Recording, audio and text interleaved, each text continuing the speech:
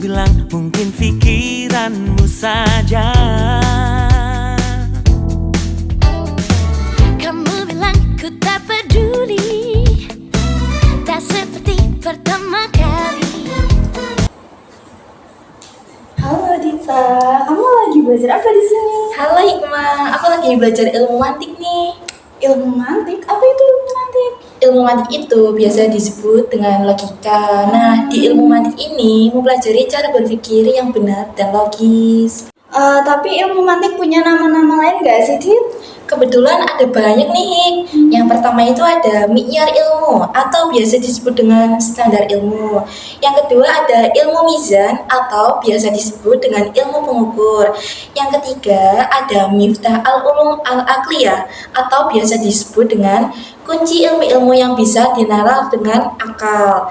Yang empat ada rois al-ulum atau biasa disebut dengan pimpinannya ilmu-ilmu. Yang kelima ada muqaddimah ulum atau biasa disebut pendahuluannya ilmu-ilmu. Yang keenam, yang terakhir nih, ada ilmu umami, biasa disebut ilmu sejuta umat. Oh, ternyata banyak ya nama-namanya. Kayaknya menarik nih belajar ilmu mantik. Aku juga mau belajar. Tunggu ya, Dit, aku mau ambil buku dulu. Sip.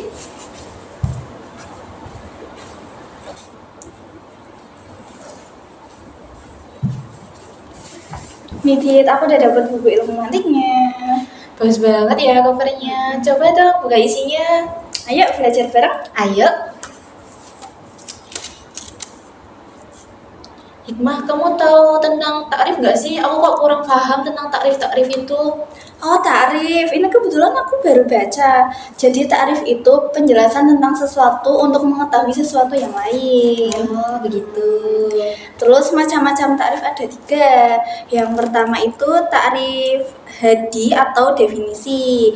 Nah, ta'rif hadi itu dibagi menjadi 2, yaitu ta'rif hadi tam dan ta'rif hadi nakis.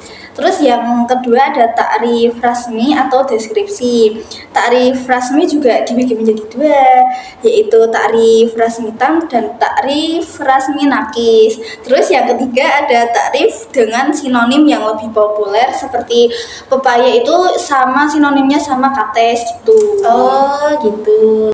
Terus kalau syarat-syarat ilmu takrif itu ada apa aja sih, Hik? Oh, kalau di sini itu syaratnya ada 5, Dit. Yaitu yang pertama syaratnya harus jami' makni atau harus jelas dan terang. Yang kedua ada harus lebih jelas dan yang ditakrifkan. Oh, gitu. Terus yang ketiga harus sama pengertiannya dengan yang ditakrifkan. Oh, paham. Yang keempat tidak boleh berputar-putar, jadi harus to the point gitu. Harus jelas ya, gak bertele-tele. Betul. Yang kelima tidak boleh menggunakan kata majazi dan kata yang mengandung banyak makna. Nanti kitanya bingung dong kalau maknanya banyak. Iya sih, betul banget. Ini apa sih? Dit, kamu tahu nggak yang pokok pembahasan ilmu mantik itu apa? Oh, pokok pembahasan ilmu mantik. Jadi gini, dalam ilmu mantik itu terbagi menjadi 2 ilmu. Yang pertama ada ilmu qadim atau biasa disebut dengan ilmunya Allah. Yang kedua ada ilmu hadis. Ilmu hadis itu biasa disebut dengan ilmunya manusia. Nah, dalam pokok pembahasan ilmu mantik ini yang digunakan itu ilmu hadis atau ilmunya manusia. Terus ilmu mantik itu ada penyusunnya nih. Yang pertama ada Socrates, yang kedua ada Plato, yang ketiga ada Aristoteles. Oh, begitu ya, Dit. Oh ya nih, udah ada sedikit gambaran tentang pokok pembahasannya. Makasih ya, Dit. Sama-sama. Hikmah, di dalam ilmu mantik itu ada hukum mempelajari ilmu mantiknya tersendiri nggak sih? Oh, kalau itu ya jelas ada, Dit. Hukum mempelajari ilmu mantik itu ada 3, yaitu diharamkan, diperbolehkan, sama dianjurkan. Tergantung kitanya aja mau gimana gitu. Begitu.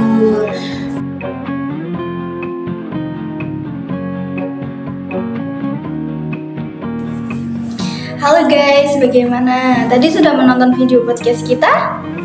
Ilmu mantik itu ilmu yang menyenangkan loh. Dengan mempelajari ilmu mantik, kita bisa bermain logika dengan benar. Betul tuh Hikmah, tanpa adanya ilmu mantik ini, kita bisa salah dalam berpikir ataupun mendapatkan informasi-informasi yang tidak benar. Ya, seperti itu guys. Nah, pada ilmu mantik ini terdapat hubungan antara ilmu mantik dengan ilmu-ilmu yang lain. Contohnya yang pertama ada ilmu kalam. Ilmu kalam ini biasa disebut dengan teologi Islam. Nah, ilmu mantik ini digunakan untuk memperkuat argumen-argumen pada teologis. Yang kedua, ilmu fikih. Ilmu fikih atau hukum Islam juga memanfaatkan ilmu mantik karena hal ini membantu para ahli fikih untuk menentukan hukum Islam lebih mudah. Metode dalam ilmu fikih itu ada dua, metode istinbat dan metode istidlal. Yang ketiga, ilmu filsafat. Ilmu filsafat sangat berkaitan hubungan dengan ilmu mantik karena menurut ilmu filsafat, ilmu mantik itu menjadi dasar yang sangat penting. Hal ini dikarenakan para ahli filsafat sangat memanfaatkan ilmu mantik untuk membangun dan membimbing argumen mereka dengan baik.